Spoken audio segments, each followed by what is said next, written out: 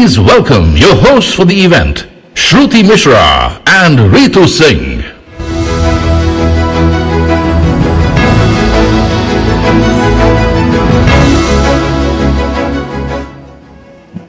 Good evening, ladies and gentlemen, and welcome to the 21st edition of Standard Chartered presents CNBC TV 18 India Business Leader Awards.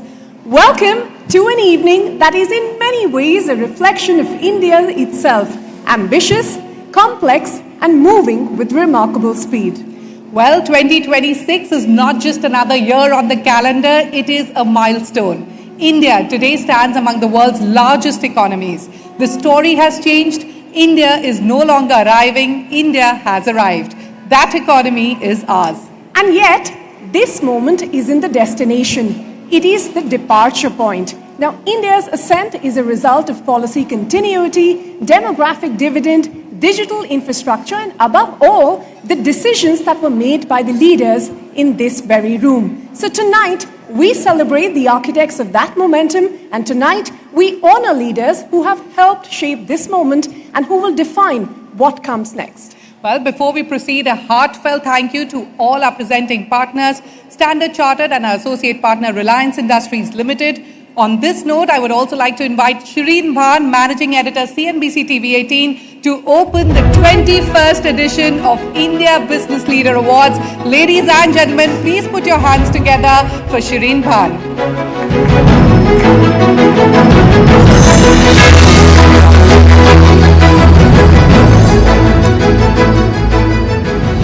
Good evening, ladies and gentlemen, and welcome to the India Business Leader Awards. It's great to see all of you here, and it's wonderful to have a packed house on a Saturday evening in Mumbai. Ladies and gentlemen, 21 years ago when we started the India Business Leader Awards, and yes, I have been here for all 21 editions of these awards, a post-liberalization India. Thank you. I feel a bit old now, but with that out of the way. As I said, a post-liberalization India was starting to explore new possibilities, bite into new opportunities, adopt technology, and really open itself up to the world. And while the size and scale of the ambition and the scale of the enterprise has changed, what has remained constant for those that we have honored year after year for the last 21 years is the desire to create institutions with enduring values. Ladies and gentlemen, for 2 decades, the India Business Leader Awards has served as the premier barometer of Indian leadership excellence. Tonight, we are here to celebrate those who haven't just adapted to change, but have in fact driven it.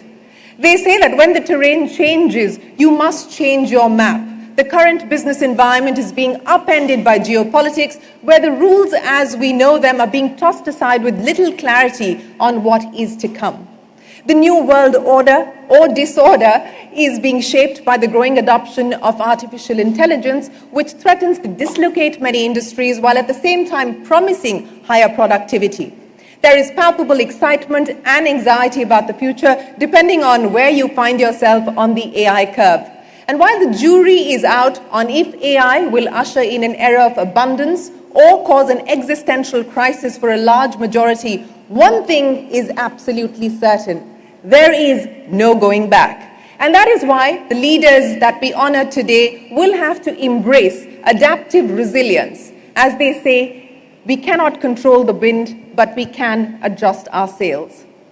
We are not in ordinary times. The conflict in West Asia rages on. Tariffs are being used as an instrument of foreign policy. And in this environment, the temptation is to wait, to hedge, and to see how things settle. But the leaders that we honor tonight have made a different choice. They've built, they've committed, they've acted each in their own domain, each carrying a different kind of responsibility. The scientists working on systems that keep this country safe, the athlete who competes for India on the world stage against the odds, most of us cannot imagine those. The filmmaker who holds up a mirror to who we are as a society, the public servant who makes choices that don't make headlines but shape lives. And yes, the entrepreneur, the executive, the institution builder who commits capital, people, and years to something that doesn't yet exist. And what unites them is their refusal to wait for certainty that was never coming.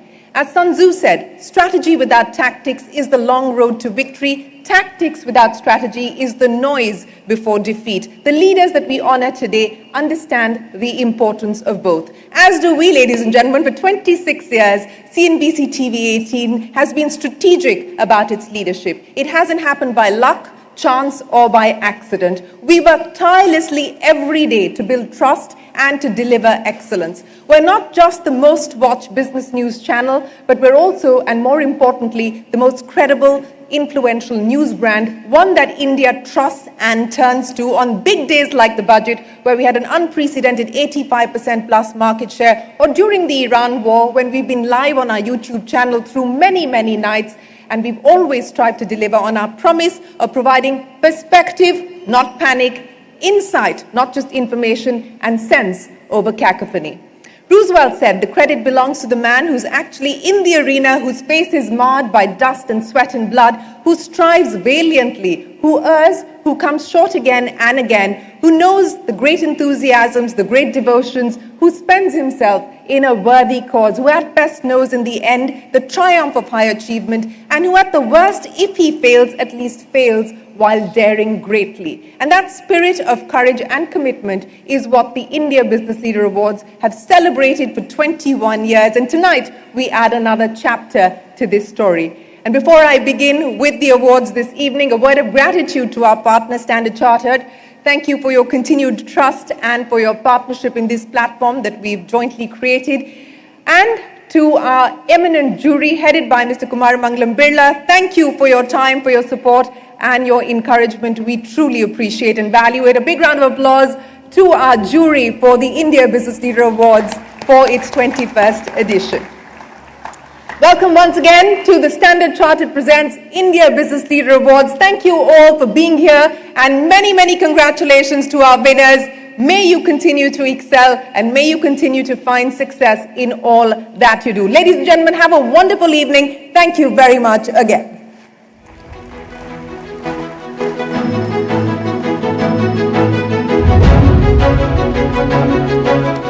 Thank you very much, Shireen, for that. And now to open the evening formally, we're honored to welcome on stage Mr. Kumar Mangalam Birla, Chairman of the Aditya Birla Group, and Dr. Preeta Reddy, Executive Vice Chairperson of Apollo Hospitals, to present the very first set of awards. Please join me in welcoming the both of them.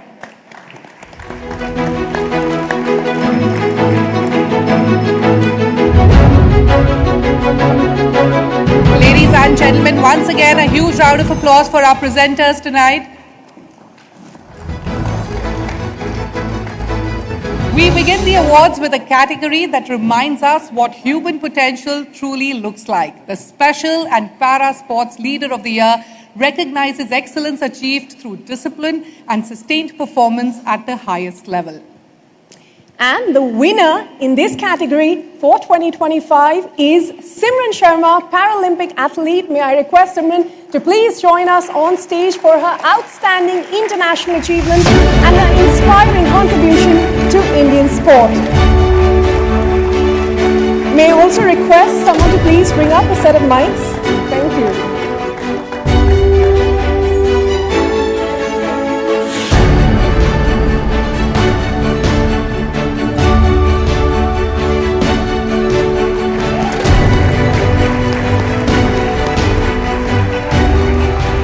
Well, through her relentless resilience and remarkable performances on the international stage, she has not only brought pride to India, but also redefined what perseverance truly looks like in sport.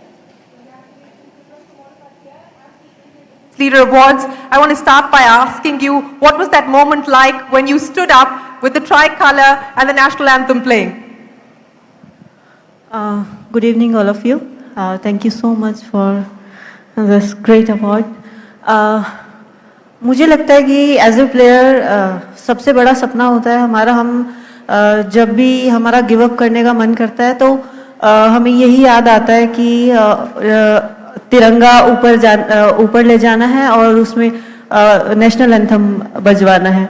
तो मेरा हमेशा से यही सपना रहा है कि मैं राष्ट्रगान बजवाऊं, और उस टाइम पे जब हम पोडियम में बीच में खड़े होते हैं, गोल्ड मेडल जब हमारे गले में डलता है, तो वो मोमेंट ऐसा होता है, ऐसा लगता है कि देश का हर एक नागरिक हमें देख रहा है और हमारे ऊपर बहुत प्राउड कर रहा है कि हाँ, मतलब वहाँ पे कोई सिमरन को नहीं जानता कि सिमरन कौन है, वहाँ पे सिर्फ इंडिया को जानते हैं। और जिंदगी का अगर सबसे बड़ा सुकून मैं उसको बोलूँ तो वो गलत नहीं होगा। तो लाइफ का सबसे बड़ा सुकून तभी मिलता है, ऐसा लगता है वो मोमेंट वहीं पे ही रुक जाए और बस मैं उसको फील करती रहूँ जब राष्ट्रीय गान होता है। सिमरन, अब इंडिया भी नहीं, अब पूरी दुनिया सिमरन को जानती है। अगला क्या लक्ष्य है अब आपका और किस प्रकार की मशक्कत करनी पड़ी है आपको इस मुकाम पे आने तक?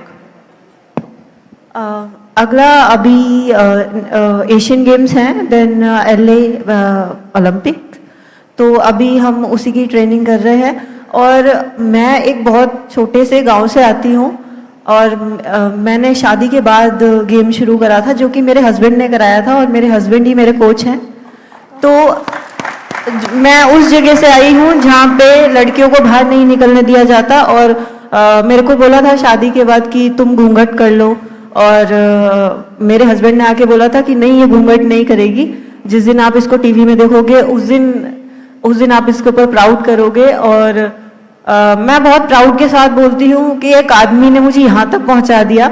मेरी शादी को 8 साल हो गए हैं और उसने मेरे लिए एक वो रोल निभाया है जो एक फादर अपनी बेटी के लिए रोल निभाते हैं। तो थैंक यू सो मच। मुझे बहुत प्राउड होता है कि एक आदमी की वजह से आज मैं यहाँ खड़ी हूँ, वरना जिस सोसाइटी से मैं आती हूँ आदमी सिर्फ पीछे करते हैं क्योंकि कहीं ना कहीं उनकी मेल ईगो आगे आ जाती है कि अगर ये मेरे से ऊपर चली गई तो क्या होगा, और वो मेरे लिए इतना खुश होता है जैसे पता नहीं क्या हो गया है। Your husband is here. Please do stand up. Ladies and gentlemen, what a fabulous achievement. Congratulations to you as well. Simran, thank you so much for joining us here this evening. Thank you so very much, Simran. We're all so very proud of you. And, congratulations again on your achievement. Now, our next category addresses one of the most defining challenges of our time, the outstanding contribution to climate consciousness. And this year, the Outstanding Contribution to Climate Consciousness Award goes to Smart Jewels. We invite the founder and CEO, Arjun P. Gupta, to kindly join us on stage. Smart Jewels has been at the forefront of energy efficiency in India, helping industries reduce their carbon footprint while improving their bottom line. Their work is proof that sustainability and profitability are not in conflict. They are, in fact, the same goal. Arjun, congratulations from all of us here at the India Business Leader Awards. Well, clearly you're proving here by being on this stage that investing and betting on climate consciousness is a smart business decision. What's next for Smart Jewels? We've saved about 250,000 tons of CO2 profitably for companies, for ourselves and for our clients. And we want to prove that cooling is the largest end use of energy in India, and it's growing like crazy. In the next 2 decades, we'll need 2 new Indias of power just to cool our buildings that don't yet exist and our homes. So we want to do that with at least 50% less energy. That's the path that we're on. We've already proven that for the last 10 years, and we're hungry for more. Looking for more, what is it that you think you need to be able to grow even bigger than what your aspiration is today? Any changes that you believe are required on the policy front? Any assistance from the government, for instance? I've always believed that business needs to succeed regardless of policy. Policy can always help, but the one thing that will help is people like Madam Reddy over here, who gave us an opportunity to work with her company. I think leaders who just say yes to young entrepreneurs and back them and give them a chance to succeed is what we need, and I think we have a lot of them here, so more people to say yes. And it's a big yes from the India Business Leader Awards. Arjun, thank you very much. Congratulations to the team at Smart Jewels, and thank you so much for being here with us this evening. A big round of applause for him again. All right, now, ladies and gentlemen, we come to one of the most prestigious recognitions for the evening. The Hall of Fame is reserved for those rare individuals whose contributions have fundamentally shaped the industries and touched millions and millions of lives. To accept this recognition on behalf of India's ad man, we invite his sister, the celebrated Ila Arun, and his brother, the renowned filmmaker Prasoon Pandey, to please come and join us here on stage. Ladies and gentlemen, a huge round of applause.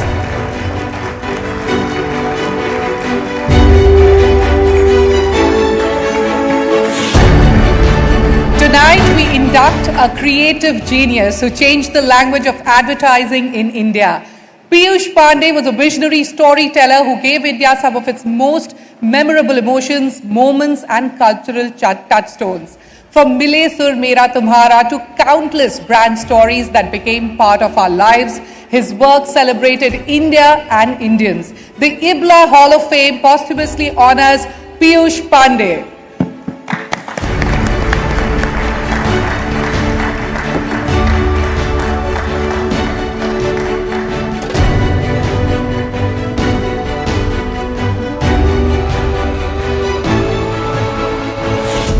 Well, ladies and gentlemen, this is a very bittersweet moment for me personally as well, because Piyush Pandey was a mentor to me. He was always here for each and every edition of the India Business Leader Awards. He supported us in everything that we did, in all of our endeavors. And I can say unequivocally that he is sorely and deeply missed. And we will miss him every single day. I cannot let you go. It would be wrong of me not to ask you to say something in his honor. Ila ji. आज पहली बार इला जी बोल ही नहीं पाएंगे. मैं चाहूँगी प्रसून बोले, but मैंने अभी बाहर भी कहा था कि आप लोगों का बहुत बहुत शुक्रिया. आपने पीयूष को इतना प्यार किया और हम हर को वो पार्टनर कहता था, पर आज मेरा दिल धड़क रहा था क्योंकि पीयूष के होने से इस पूरी महफिल में एक जान आती है. वो लाफ्टर पहले आप सुनते हैं, फिर पीयूष पांडे की मूछें आप देखते हैं. तो मैं प्रसून से कह रही थी हमारे लिए जगह है नहीं, पर आपने बुलाया और I can only tell you कि this trophy, because Prasoon has to talk, वो सोलमेट है, प्रसून ही बोलेगा. This goes to his all creative partners, Ogilvy, and above all, Bhaiya, I love you.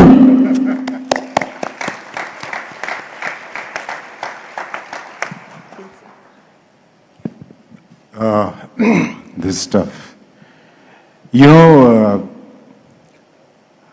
I have been trying last 4 months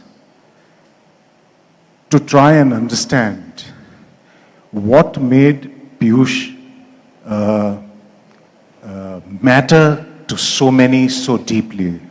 And the more that I think about it, I feel now, ये इतना मैंने पहले analyze नहीं किया था, but I've been thinking in the last four months that Piyush was not just a phenomenal mind with unbelievable creativity and in possession of lightning quick wit.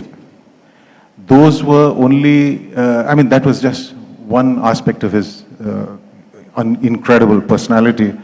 I think what made him the rarest of rare human beings was that he was also deeply emotional, filled with empathy, and a really interested observer of life all around him, the people, their lives, and their relationships with their loved ones. And I think that is why he was able to connect so deeply, so meaningfully with everyone, that everyone felt that he was their best buddy, their truest partner. And I think that is what made him a great leader. He was a great leader, without a doubt. I was telling Ila ji, I would get a call from him every few days where he would say, partner, kya ho raha hai? And he'd give you some idea and say, let's work on this or let's do that. And many things that we've actually done on CNBC TV 18 have been ideas courtesy the fabulous and the irreplaceable Piyush Pandey. Ila ji and Prasoon, thank you so much for joining us here this evening.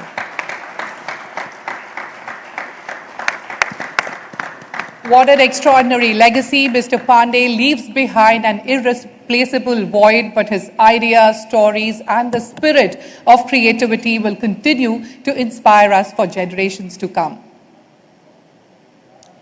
We move on to our next Hall of Fame inductee, who's built one of India's most trusted brands from the ground up.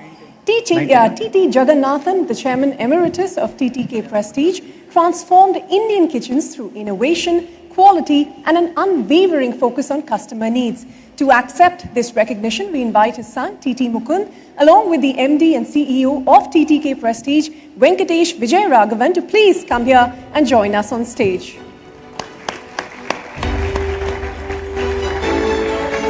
Well, Prestige has become more than a brand. It became a promise that Indian manufacturing can compete with the very best in the world. The IBLA Hall of Fame posthumously honors Mr. TT Jagannathan tonight.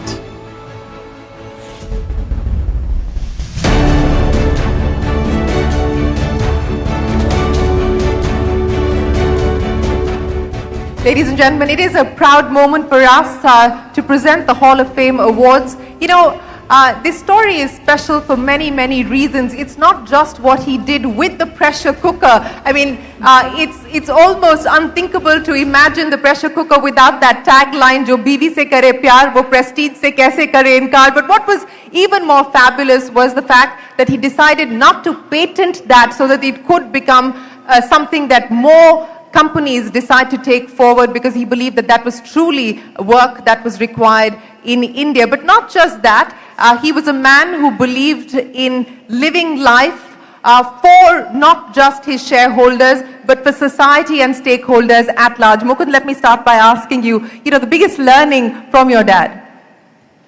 So my dad never sought recognition, and he did what he did to support his family and to support the workers of the company. But he did all this with such a light touch. He loved life, he lived large. So how he balanced all that pressure with just coming home and then being a father, it amazes me. And I think that's the biggest thing I've taken away from him. We never knew everything he did. You never knew everything that he did, but as I pointed out, I mean, the fact that he decided not to patent the gasket release technology because he believed that this was something that India needed, that every household in India needed. I mean, that's not something that you see very often in not just India, but globally. I mean, there are patent wars that we've come to know and get used to.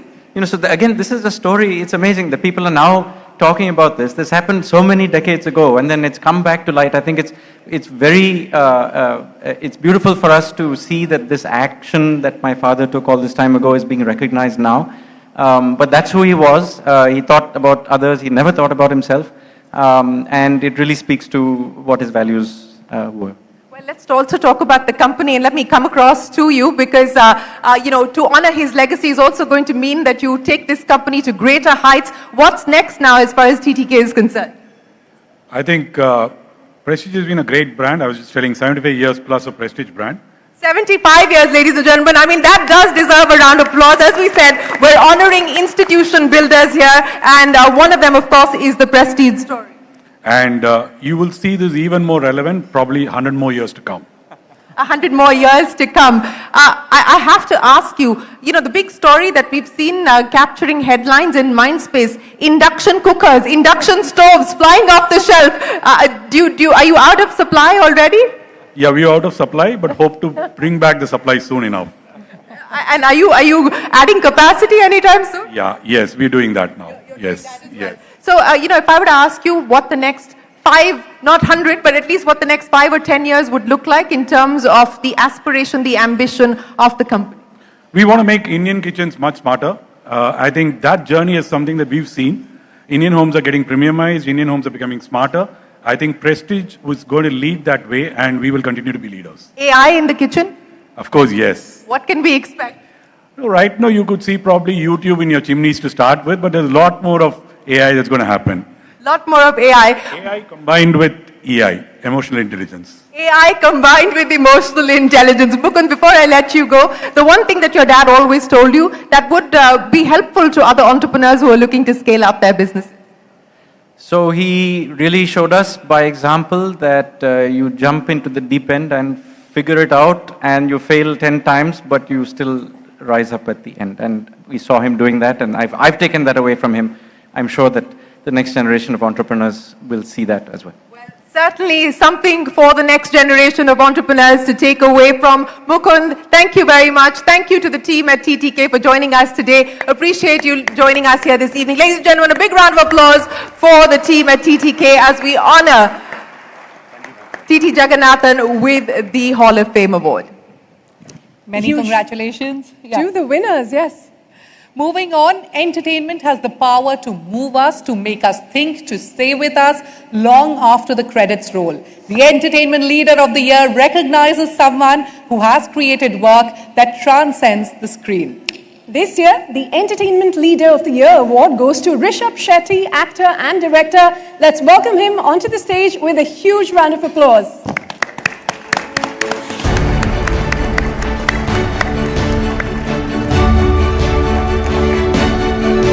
With a story rooted in tradition and folklore, he created Kantara, a cinematic phenomenon that resonated far beyond its origins. While it shattered box office records, its true achievement lay in how deeply it connected with audiences across languages, regions, and generations, reminding us of the enduring power of authentic storytelling. Congratulations, Rishabh, and thank you very much for joining us here. For the benefit of all of our audience who are here in this room and many who are watching us online on our social media pages and on YouTube, let's start by talking to you about what you believe made Kantara the big hit, the big success that it has become. Thank you so much.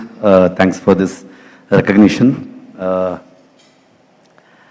ज़्यादा सोचता नहीं हूँ मैं, एक कहानी आ जाता है, ये तो ऑडियंस को बोलना चाहता हूँ, so I'll start working out, that's it. And आज एक बिजनेस लीडर अवार्ड का एक स्टेज में हूँ मैं, so I never talked about numbers, so एक 14 करोड़ से शुरू किए हम एक फ्रैंचाइज, आज एक 1000+ करोड़ का एक फ्रैंचाइज बना है, so because of the audience. मुझे एक मेरा गांव का कहानी बोलना था मुझे, so एक rooted story, regional. I always believed in more regional is more universal. दो बार प्रूव हुआ है मुझे. सो सिनेमा को थैंक यू कहना चाहता हूँ, ऑडियंस को थैंक यू कहना चाहता हूँ. That's it. On CNBC TV 18, we would call you a multi-bagger if you've gone from 14 crores to 1,000 crore rupees. तो अब अगला क्या लक्ष्य है आपका, क्या टारगेट है और किस प्रकार की कहानियां, किस प्रकार की स्टोरीज आप दर्शाना चाहेंगे? अगला अभी शुरू हुआ है. सो 4 साल से कांतारा कई वर्ड में वो एक ट्राइब बन के रहता था मैं. सो अभी थोड़ा डायरेक्शन बाजू रख के सिर्फ एक्टर का रोल निभा रहा हूँ. जय हनुमान करके एक फिल्म शुरू किया हूँ. सो अभी शूटिंग चालू है. May be next year we going to release that film. As a director so अभी तक मैं रिवील नहीं किया हूँ. एक माइथोलॉजी के ऊपर काम कर रहा हूँ. What is harder, acting or directing? Which is the tougher role to play? मैं शुरू से ही बोला था कि ज्यादा सोचता नहीं मैं. तो अगर ज्यादा सोचा, writing, directing, acting and executing the film in my own village, so that was the hardest thing. मुझे तो ज्यादा डायरेक्शन पसंद आता है. तो ये रोल निभाने के लिए दूसरा एक्टर नहीं मिला, इसलिए मैं किया. That's it. दूसरा एक्टर नहीं मिला था इसलिए आपने डिसाइड किया कि आप एक्टिंग करेंगे. पर आपको कौन इंस्पायर करता है, एक्टर के तौर पे और डायरेक्टर के तौर पे? दोनों बताइए कि हु इंस्पायर्स ऋषभ शेट्टी? बहुत सारे हैं, बहुत बड़ा लिस्ट है, लेकिन always doctor Rajkumar from our industry, he always inspires me as an actor. Director तो बहुत बड़ा लिस्ट है. पुट्टना कणगाल है फ्रॉम कर्नाटका, बंसाली साहब है इधर, राम गोपाल वर्मा जी है. बहुत बड़ा लिस्ट है. जाने से पहले एक डायलॉग हो जाए. One before you go. Dialogue तो कन्नड़ में होगा. ओके. नम्मन नोಡ್ಲಿಕ್ಕೆ ನೀವು ಬಂದಿದ್ದೀರಿ, ನಿಮ್ಮನ್ನ ನೋಡ್ಲಿಕ್ಕೆ ನಾವು ಬರಬಾರ್ದಾ? Thank you. Rishabh Shetty, thank you so much. Ladies and gentlemen, a big round of applause for our Entertainment Leader of the Year. Rishabh Shetty there. Congratulations, and on to your next 1,000 crores and many, many more from there on. A huge round of applause again, ladies and gentlemen, for Rishabh Shetty. Moving on, our next award is about promise and potential. While India's energy transition is one of the most consequential stories of our decade, this award recognizes a company that is writing a significant chapter in it. The Most Promising Company of the Year award goes to Torrent Power. And we invite Jigish Mehta, whole-time director of Torrent Power, to please come and join us on stage. Congratulations to you, Mr. Mehta. Now, the Torrent Group has built a strong presence across the power value chain from generation and transmission to distribution while accelerating its push into renewable energy and supporting India's journey towards a cleaner, more resilient energy future. A big round of applause to Torrent and Mr. Mehta. Thank you so much for joining us. Let me start by asking you, the journey so far, what do you believe have been the values that have helped you get to this stage this evening? So, Torrent has always believed in a value system. We have been always, quite mindful about all our steps. Ethical, if you talk of it, passion for excellence. These are some of the things that has really helped us to continuously feel ourselves forward. Well, I do want to ask you what is next now as far as Torrent Power is concerned. The jury was deliberating, both Mr. Birla and Preeta were part of the jury, and there was a long discussion on the most promising category of the year. And by the way, ladies and gentlemen, here's an inside scoop, an inside story. That is one of the categories that often leads to probably the longest discussion and the longest debate, and finally yours was the unanimous choice. So I want to understand from you, what should we now expect as far as your ambition, scale of operation, capex plans, etc. are concerned? So I would say that rather than dwelling on the numbers and all, I would like to put it that currently the India's energy sector is completely growing, and there is ample of opportunities in the sector. We have been developing and growing ourselves both in terms of we are focusing on conventional power, that we are coming up with new thermal plants because government has created a lot of opportunities in that space recently. And also the clean energy space is giving us a lot of opportunities to grow. So we have been growing on, if you look at it, renewables is one of them. We already have a 5.5 gigawatt portfolio and going on to 10 gigawatt. We are developing pump storage projects all over the country in multiple states. One of them is already we have coming up in a very advanced stage. So we are doing that. We are also doing green hydrogen and further exploring various other parameters. We are basically an integrated utility with our presence in generation, transmission and distribution. So distribution has been our forte, and we would always look at it, and as and when the sector provides opportunity, we would always be trying to go for those opportunities. Renewable energy, suddenly the focus is right back on renewable energy and the need to expand and fast track renewable energy capacity, given what we are seeing happen with the conflict in the Middle East at this point in time. But, are you seeing any impact on account of what we're seeing because of gas on the business at this point in time in any form or fashion? And do you believe that given this situation, the need for renewable energy addition, capacity addition is going to be fast tracked? See, as a country, I think we have already embarked on the journey of fast-tracking renewable. We had seen this a lot of years ago that that we should, as far as possible, reduce our dependence on any import of energy that we are doing. And I think the journey, if you look at in renewables, is now shifting first from pure vanilla solar, wind, what we were seeing, now it's going to more complex solutions, where we are talking of replacing dispatchable power, thermal power with renewables. So obviously the renewable story is there. It will keep on growing, and the current situation will further put emphasis on trying to have our own independence on as far as energy is concerned. As far as the gas goes, I think yes, currently the country is facing certain challenges on that front.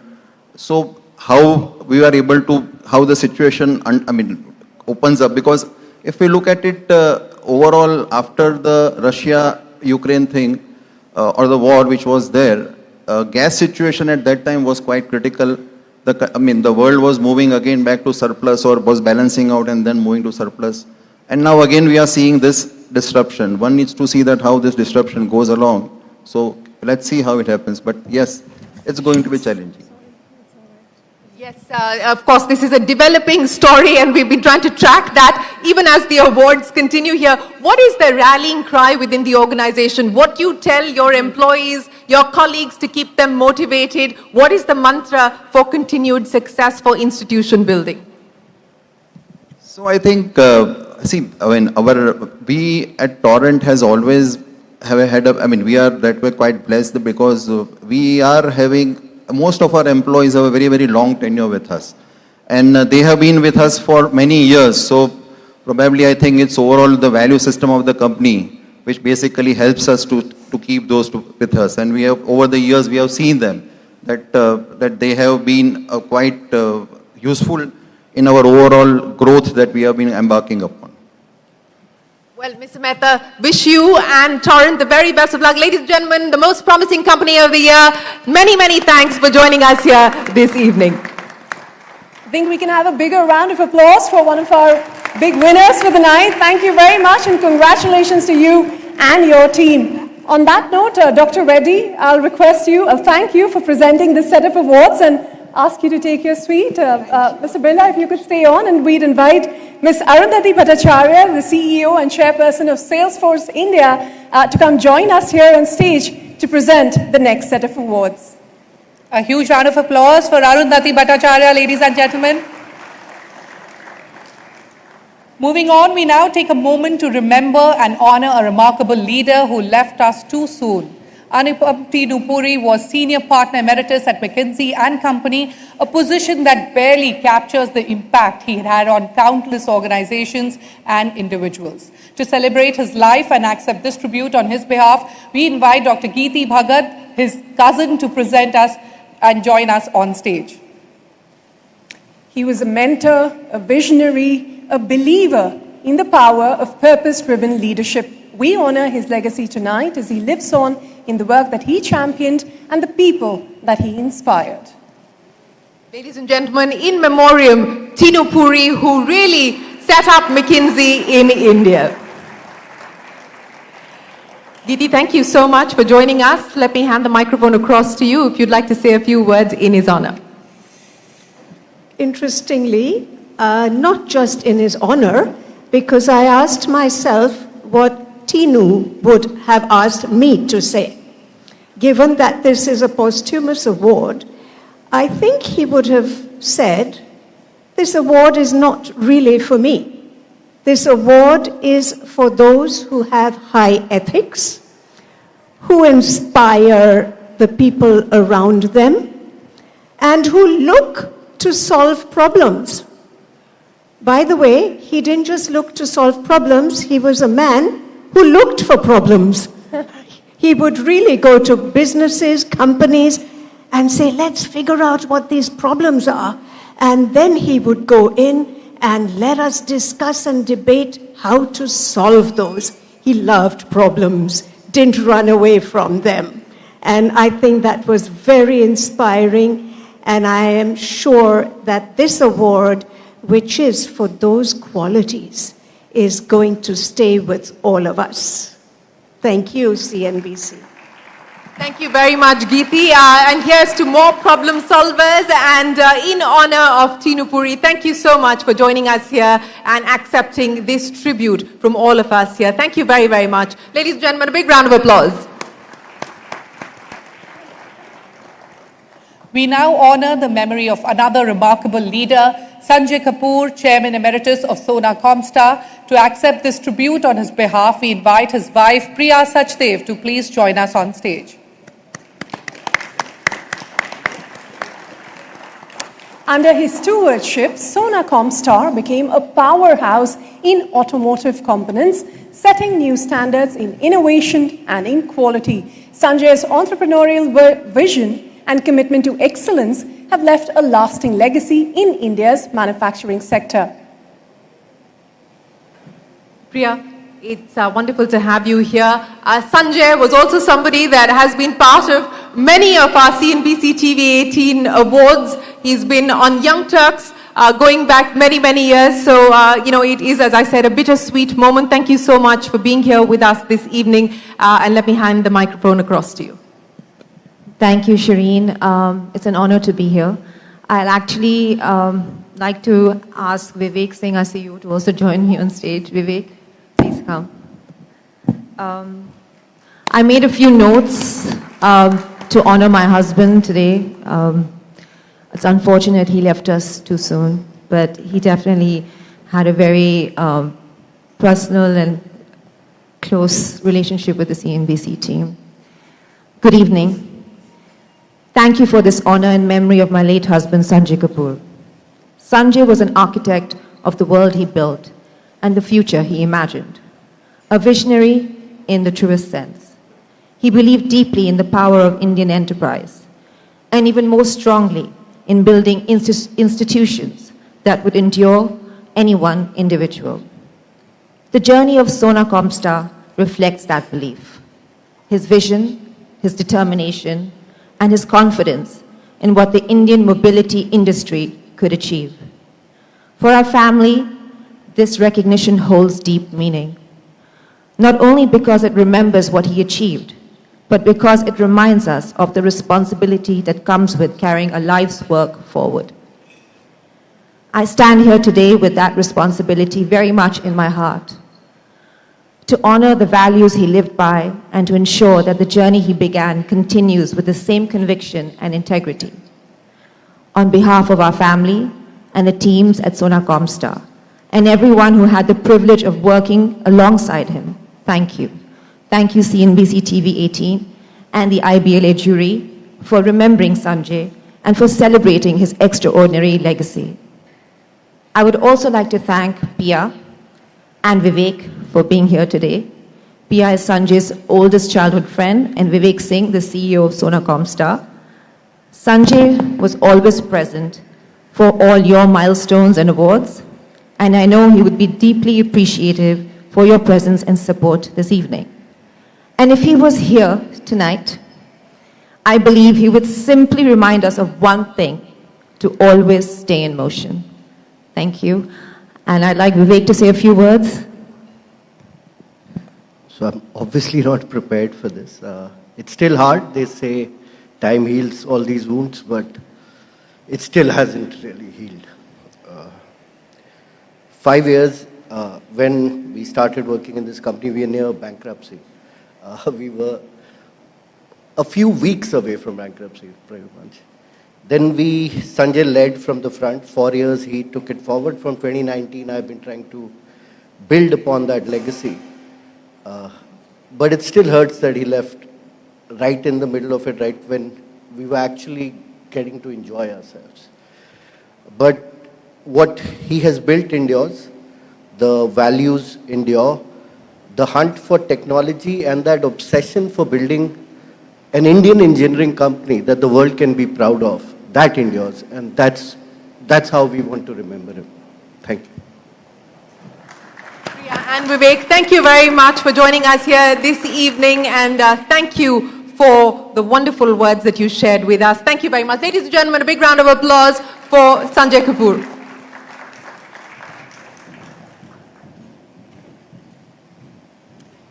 And we'll move on, ladies and gentlemen. The Breakout Brand of the Year is one of our most exciting categories. It celebrates a brand that has captured the market's imagination, disrupted established norms, and achieved phenomenal growth in a very short span of time. And this year, the Breakout Brand of the Year award goes to Rare Rabbit. Please welcome the founder and CEO Manish Poddar to receive this honor. A big round of applause, ladies and gentlemen, for the team at Rare Rabbit.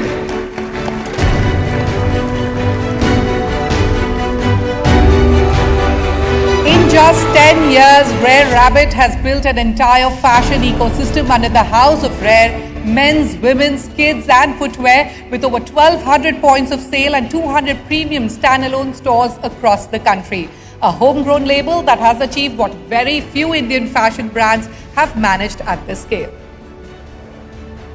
Manish, congratulations from all of us here at the India Business Leader Awards, and thank you for joining us. What has it taken to build Rare Rabbit over this past decade? Before I answer your question, thank you everyone here, CNBC. When I manifested 10 years ago to start a brand of fashion in India, I did not even emphasize that I will stand someday here.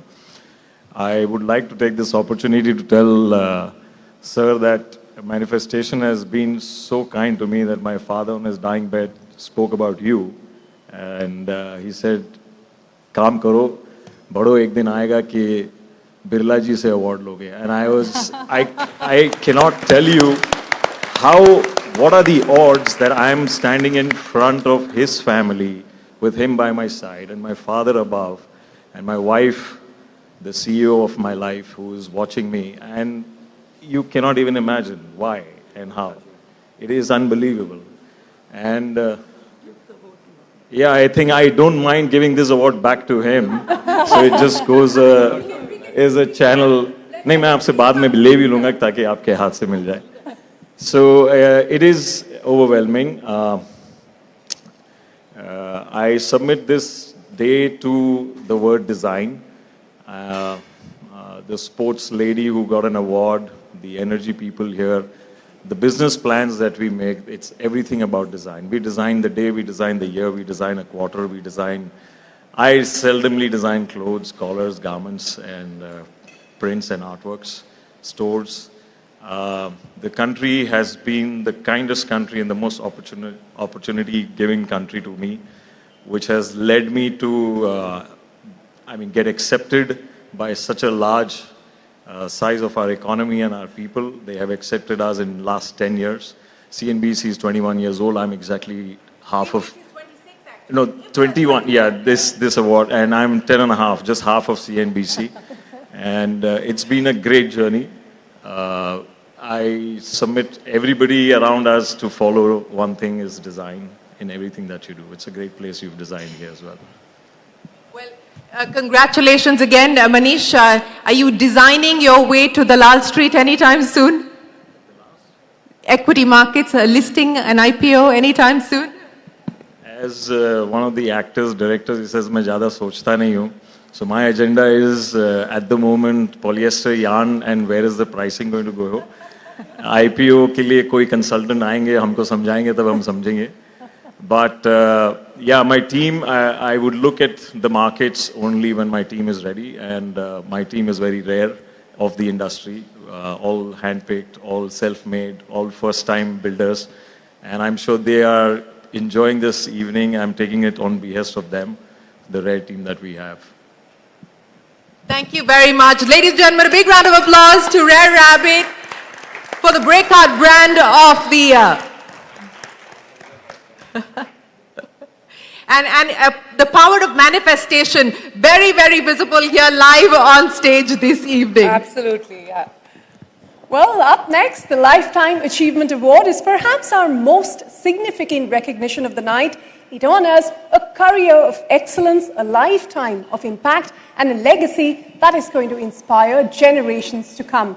The Lifetime Achievement Award 2025 goes to Dr. Anand Deshpande, the founder, chairman, and managing director of Persistent Systems. Sir, thank you for joining us here on stage. A huge round of applause for him, ladies and gentlemen. Well, here's the man who saw the future of technology when most of India was just waking up to it. He built Persistent Systems into a global technology powerhouse, enabling digital transformation for businesses worldwide. His vision, leadership, and commitment to innovation have made him one of India's most respected technology entrepreneurs. Once again, ladies and gentlemen, a huge round of applause. Mr. Deshpande, congratulations for this Lifetime Achievement Awards. Let me start by asking you what you believe have been the values that have helped shape Persistent and made it what it is today. First, thanks a lot for this award. I'm really humbled and honored to be here. I'm also very delighted to have this from Arundhati ma'am, who I know because her husband was my teacher. So it's a long association there. So sometimes these things like happen before just manifest in interesting ways. So 35 years has been a long journey for us at Persistent. It's about being persistent. I guess that's been the biggest thing that we have been doing over the last 35 years. A business like this is all about teamwork. So the fact that we have had extremely good colleagues who have worked with me all through these years and have contributed to the company with a long-term vision and sort of being persistent and keep on the technology flag going has been a great thing. For the last several years now, I have a CEO who runs the company, and he has been pushing much harder than I have. And that has helped me get the visibility and the opportunity to do other things. So I'm really grateful to them. I must thank my family members as well, because these kinds of awards don't happen without the support of my wife Sonali, my parents, and everyone else in the family. Thank you very much. Well, you're absolutely right. It takes a team to be able to get someone to this platform and to this stage. But Mr. Deshpande, let me ask you what the headlines are screaming at this point in time. Are we in the midst of a SaaSpocalypse? Is it over for SaaS as we know it? Let me first start by saying that we are at the beginning of the AI journey. We are nowhere near the end of it, so it's very early in the game. The second thing I want to mention is that if you look at the universe of problems that need to be solved, there are so many things to do which AI now will allow us to do more efficiently, that I think we are at the beginning and in a very exciting phase. The third thing I would say is that AI is improving productivity for all individuals, for certain. And I think increased productivity for humans with the right aspiration, intention, and work ethic will allow us to do things that we have never imagined before. So I think I would not end at this point, but I would say this is the best opportunity for all of us in India to leverage our productivity and our capabilities to deliver something that we could not have imagined a few years back. So what is the mantra for persistence at persistent? Well, no, of course, AI is an important aspect of where we are looking at, and we are investing in building the next generation of technology solutions for this area. And I think it's too early to write off any of these things. I think if you look at large enterprises and the universe of problems to be solved, there is still a lot of R&D and technology that needs to be built. And that's an opportunity for all of us. Thank you. Well, may you continue to build on those opportunities. Mr. Deshpande, congratulations once again, and thank you so much for joining us here. Well, clearly, IBLA is manifesting dreams. We had Manish get his award from Mr. Birla, which he manifested. And here's Mr. Deshpande getting an award from Arundhati Bhattacharya. Her husband was his teacher. What a wonderful moment it is on the IBLA stage. Thank you very, very much. Ladies and gentlemen, a big round of applause.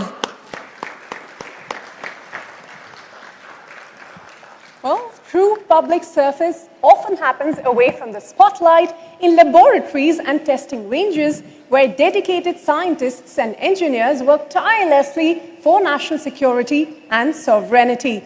The Outstanding Contribution to Public Service Award this year honors an organization that has been India's defense technology backbone for many decades.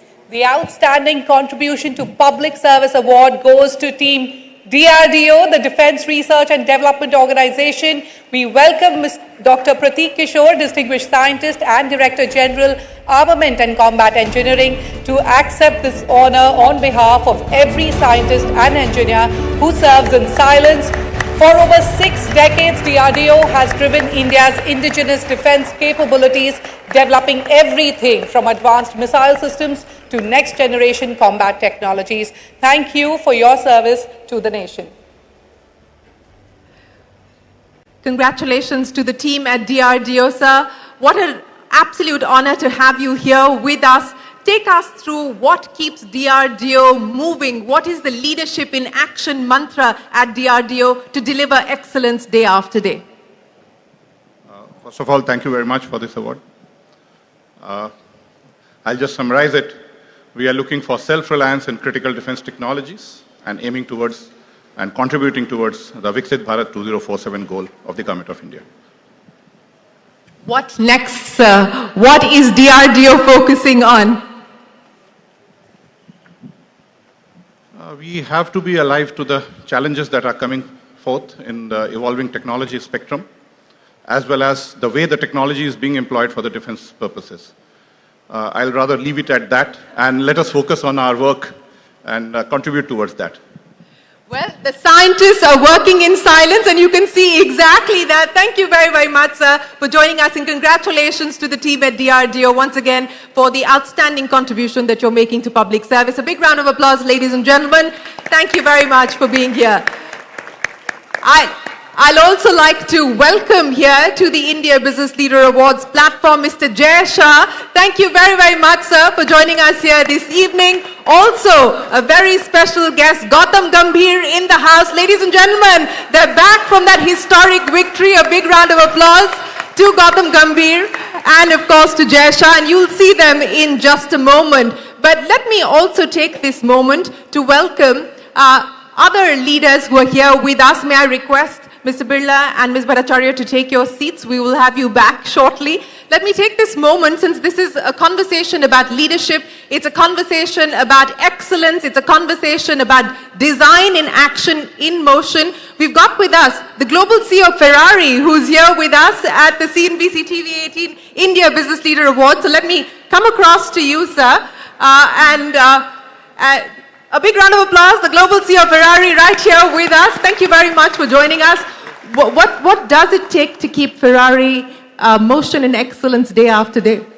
I think that I heard some interesting comment from some colleague here. What does it take? A lot of good teamwork, a lot of right balance between keeping alive the tradition and looking at the future, innovation. And that's the reason why I came here with the team, because I believe that India offers good opportunity for our brand. It's a place where still today we are small, but we see a lot of love and passion for our brand. So that's the reason why I came here. Also because in my life, I was working for an high-tech company. So I was listening to the presentation of the colleague here. And I came in India in 98. You came to India in 1998? And the situation is called... And did you fall in love with India then? Absolutely, yes. The food, the love, the people. In Varanasi, a lot of interesting experience. So it's always nice for me to come back here. So what is Ferrari's plan for India now? It's very simple. We want to be more, we want to grow here because we feel that we are very close to the Indian culture. I mean, Ferrari is basically is an Italian company, and we see a lot of contact point between Ferrari and India. We want to be very close, more and more close. Our partner already here, some of them are here, did a great job, but we need to do a step further. The journey here started a few years ago. We need to bring a different level. That's the reason why I came here. How many Ferraris do you intend to sell in India? No. How many Ferraris do you think you can sell in India? We don't sell. We want the people to get in love with what we do. Okay? We don't want to sell. We want the people to get in love with what we do. And we are doing different kind of car. I mean, hybrid, thermal, electric. It's up to them. We do not sell. You talked about electric. What we are seeing at this point in time is global manufacturers moving away from electric. Most global manufacturers have dialed back on their electric plans. What do you make of that? Look, I think the reality is beautiful because each one has its own point of view. I respect their point of view, and I'm sure they respect our point of view. The Ferrari that will have full electric traction is called the Ferrari Luce, Rojni in Indian, okay? Yesterday I was in Varanasi, and I understood that the original name is Kashi, the city of light, and Luce means light. So we believe that what we did with our Ferrari Luce is something unique in any sense. And again, also there, it's up to the client that will be the judge of what we do. We did, I believe, something unique, but we are going to wait for the client to do and to appreciate what we did. And don't forget that a leader like Ferrari has the responsibility to dare. Because if a leader does not dare, it does not deserve to be called a leader. That's our point of view. But I fully respect the point of view of other guys. But what is your leadership mantra? What is a leadership mantra? It's very simple.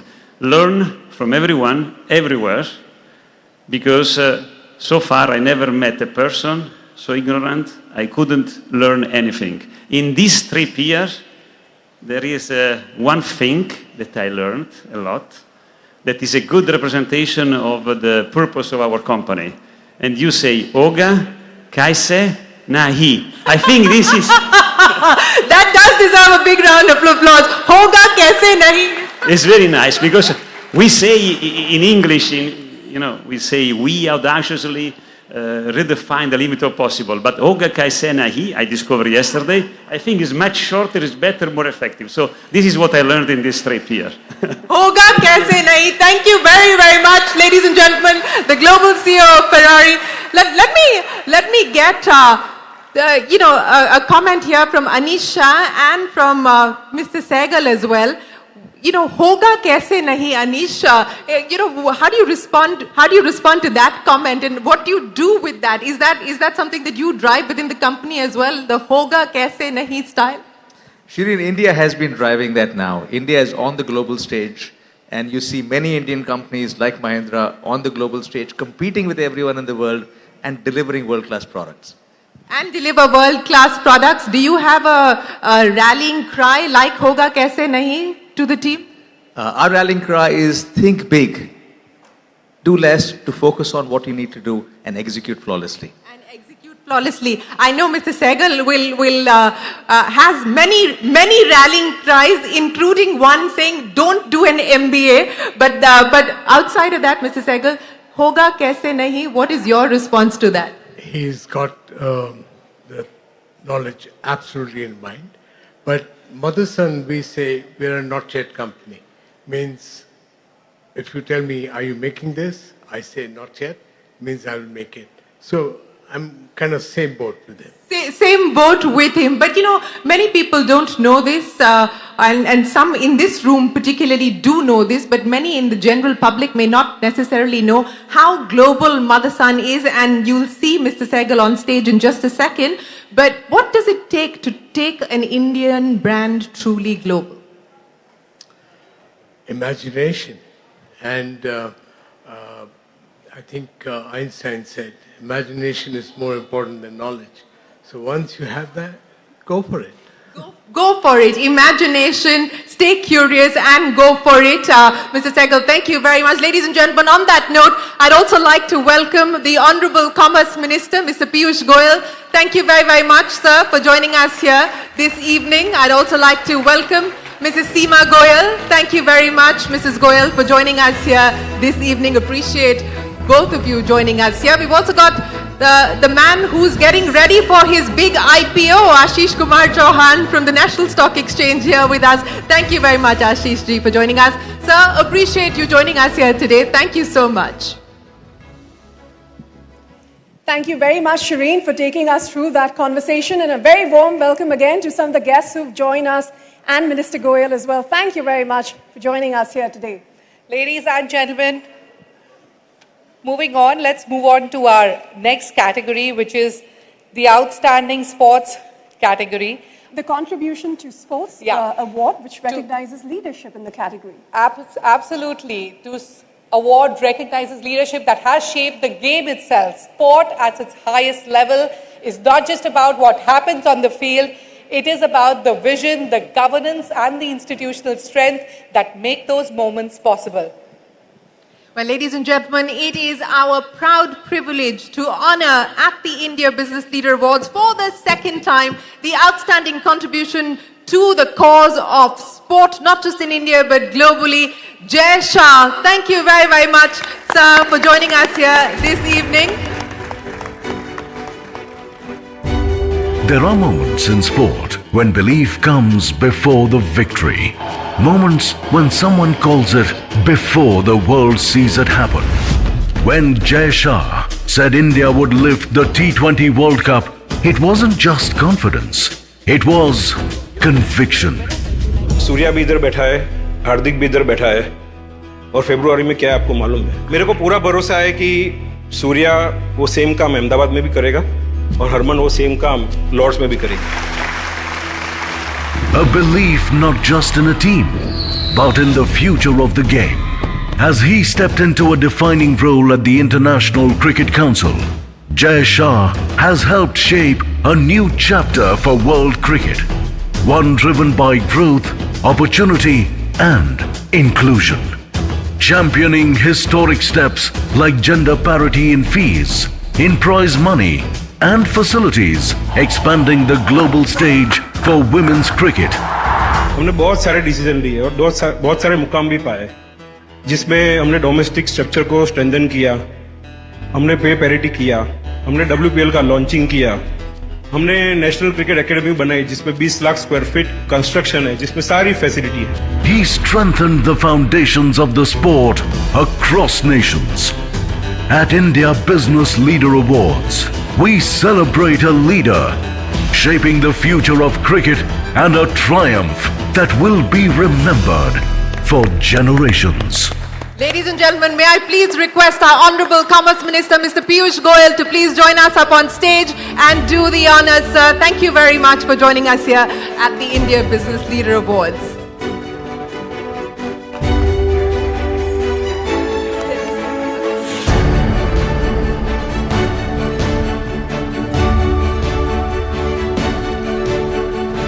Ladies and gentlemen, a huge round of applause for Mr. Jay Shah.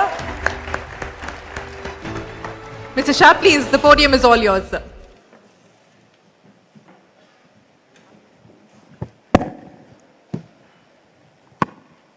Good evening. Thank you, Piyush ji. Thank you, CNBC 18, for this honor and respect. And I would like to dedicate this award to all the athletes, especially women athletes who are working hard on the field.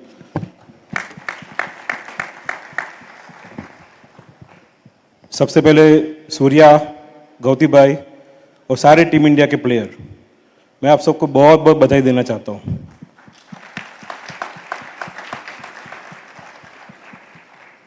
मैं team India के साथ साथ south African team और England team जो knockout के पहले एक भी गेम नहीं हारी है, उनको भी बधाई देना चाहता हूं।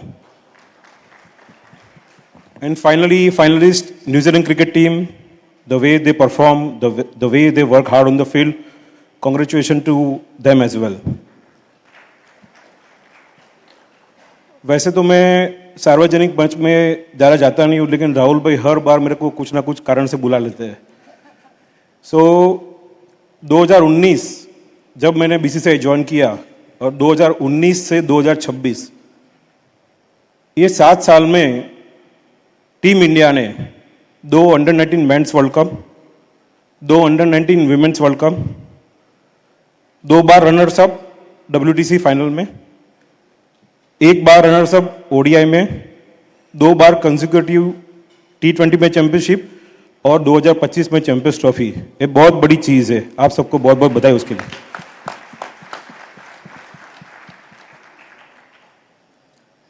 और मेरे को याद है क्योंकि मैं क्रिकेट को 1998 से फॉलो करता हूं और एज ए एडमिनिस्ट्रेटर 2009 से मैं क्रिकेट संभाल रहा हूं।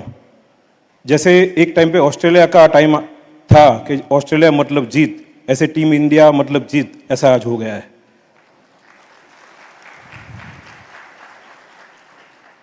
अब मैं इंटरनेशनल क्रिकेट काउंसिल की बात करना चाहूँगा।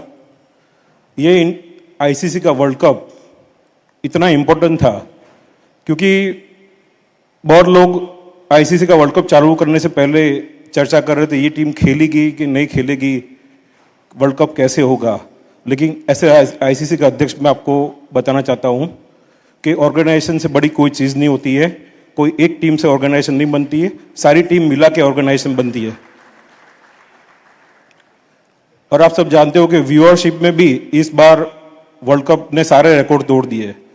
First time in history we got 7.2 million concurrent views और नॉर्मल व्यूअरशिप तो सारे रिकॉर्ड तोड़ दिए।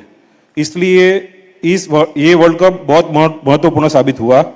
और आप सेटबैक देखेंगे और सरप्राइजिंग, जैसे USA ने पहली गेम में इंडिया को बहुत हार्ड टाइम दिया, नीदरलैंड ने पाकिस्तान को हार्ड टाइम दिया, जिम्बाब्वे ने तो ऑस्ट्रेलिया को हरा ही दिया और नेपाल ने इंग्लैंड को हार्ड टाइम दिया। इसलिए मैं सारे एसोसिएट को भी बहुत शुभकामनाएं देना चाहता हूं कि फुल बोर्ड मेंबर के सामने उन्होंने इतनी लड़ाई लड़ी।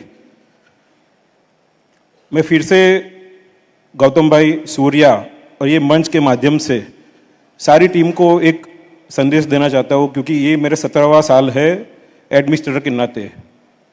टॉप से बॉटम जाने में महीनों लगते हैं, लेकिन बॉटम से टॉप में जाने में सालों लगते हैं। आपको तो सिर्फ सस्टेन ही करना है, वो बहुत आसान है। इसलिए आप इतनी मेहनत करना, ऐसी तरह से आपको हर साल अवार्ड मिलते जाए।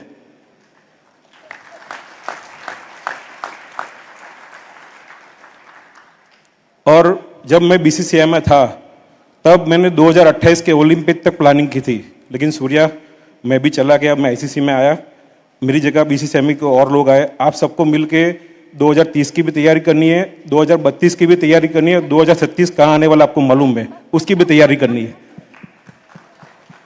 फिर से पीयूष जी आपका बहुत बहुत धन्यवाद। CNBC न्यूज़ 18 आपका भी बहुत बहुत धन्यवाद। जय हिंद, जय Bharat, Vande Mataram. Thank you very much, Mr. Shah, for joining us here. Ladies and gentlemen, a big round of applause. He set the agenda all the way to the 2036 Olympics. Thank you very much, sir, for joining us here this evening. Well, ladies and gentlemen, there is a saying in sport, champions are made in the hours that nobody sees. In the training sessions, the team meetings, and the quiet conversations that rebuild conversation and confidence when it matters the most. The Excellence in Sport Award recognizes the person and the team that creates those conditions. This year, the Excellence in Sports Award goes to Gautam Gambhir, the head coach of the Indian cricket team. Please join me in welcoming him on stage.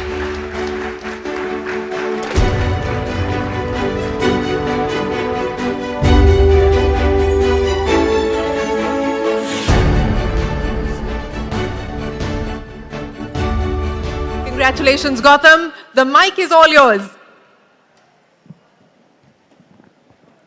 Look, I want to thank TV18, I want to thank the jury, I want to thank Piyush sir as well, and most importantly, I want to thank Jai Bhai for trusting me with this job. Obviously, staying by me during my lows as well. I've seen a lot of lows during my tenure as well. So thank you for trusting me with this job. And last but not the least, I want to thank everyone in that dressing room who made me a successful coach. Jai Hind. Thank you very much, Gautam. Congratulations once again. Ladies and gentlemen, a big round of applause for Gautam Gambhir.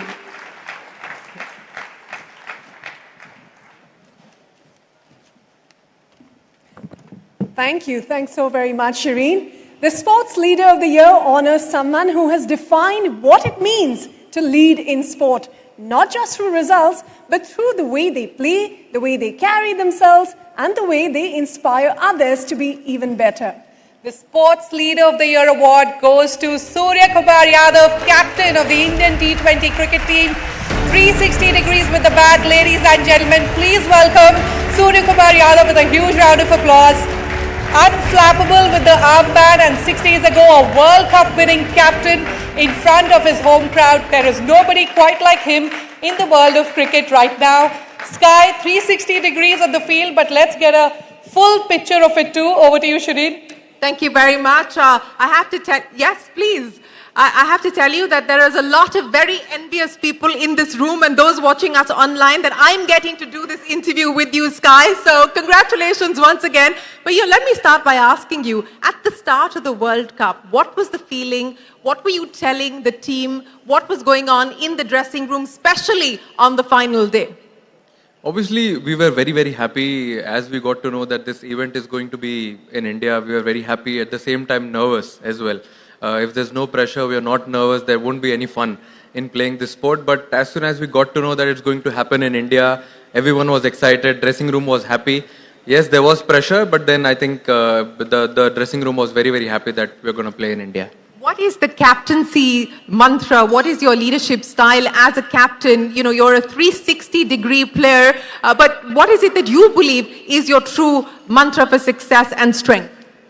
I feel irrespective of what happens on the ground or on that field, when you come out of the field, you're just another man or you're just another woman when you're playing that game. So you can't carry, irrespective if you're doing well, not doing well, to your home, to your friends, to your family, just leave it on the ground. All those small things, I think that really matter to me. And that dressing room, I think it's very important to hear everyone out. The freedom of speech, that is very important, that dressing room. We listened to everyone, what they wanted, but yeah, at the end of the day, the goal was same. The goal was the same, but you talked about the freedom of speech and the fact that it's a very democratic culture as far as the dressing room is concerned. But at the end of the day, how do you make sense of all the opinion that comes your way, and how do you decide what decision to take? See, sometimes it's a good headache to have, listening to everyone, because yes, everyone has different ideas, different plans. But we have to be on same page. A goal is one, so everyone moves in a perfect direction. But yeah, there's a lot of fun, banter, good decisions being made. Sometimes people won't be happy as well. But yeah, that's a very happy dressing room. What was your most memorable moment of this World Cup? Lifting that trophy at the Narendra. Outside of that, No, I mean, see, when you're playing this sport, you start such lovely tournament. Outside sport, there are a lot of moments when you see the families happy, as he rightly said, the administrators happy. I mean, seeing everyone happy is a very good thing. But yeah, lifting that trophy together in that lovely stadium, I think that was a happy moment. Mr. Shah has laid out the agenda all the way to 2036 on what needs to be done by the team. What's next? What are you working towards? I think after this, definitely 2028 LA Olympics is definitely on the cards because that cricket is entering in that event for the first time. It is going to be very special. Yes, we relax for a bit for some time, but then we start our journey to achieve something special in 2028. Olympic gold? Definitely Olympic gold is on the cards, yes. And Olympic gold. Sky, thank you very, very much for joining us here this evening. Ladies and gentlemen, a big round of applause for the Indian skipper. And many, many congratulations once again to Surya Kumar Yadav and our entire team. In fact, thank you, Mr. Jay Shah, as well, Mr. Gautam Gambhir, for being with us here. And we'll thank you, Shireen, for taking us through that conversation. Honorable Minister Piyush Goyal, we request you to please join us back here on stage for a very special conversation. Joining him is Bodhisattva Ganguly, the Group Consulting Editor at Network 18, to take this conversation forward. Over to you, gentlemen.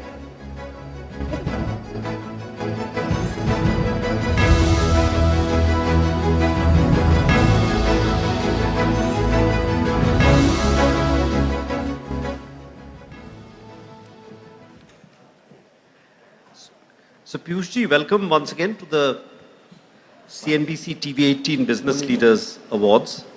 Thank you for taking out time for what must be a busy time for you as a minister. So you've clearly been the man of the match when it comes to signing a whole number of trade deals. There's the mother of all deals, the one with the EU, the FTA with the UK, and then the framework agreement which was announced early February, leading to the what was expected to be an agreement in March and April. But barely had the ink dried on some of these agreements, we have a big geopolitical crisis on our hands. So let me start with the what is most topical first. Your first reactions to the geopolitical crisis, has the government worked out any estimates of the impact on GDP or inflation, the direction of the rupee? I think India is a very resilient country, a very strong economy with good fundamentals. And I'm very confident that while we have a war raging on, I'm not an astrologer and can't predict how long it'll run. But my own sense is the people of India understand that this is a challenge we have to overcome. The people of India are ready and willing to work together with the government, find solutions. And I think what Prime Minister Modi has consistently guided all of us is to find opportunities in the crisis. Right. Whenever we faced a challenge, we've always been able to convert that into an opportunity. And I'm sure this will be a wake-up call for many of us. This will help us plan for a better future, a more self-reliant and resilient future. And my own sense is that there will be a certain shortfall in economic activity in the short run. Right. But we'll make up for that in the months to come. We'll continue to be the fastest growing large economy in the world for at least 2 more decades. And we are well poised to become the trusted partner of the world. Would you, specifically on the rupee which has been falling, any views on what we can do about that? I think it's a function of the confidence in the economic situation as we go forward.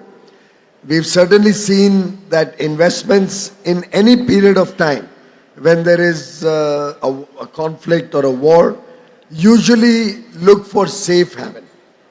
We've seen a lot of money flow into gold, for instance, and the import of gold and silver has shot up.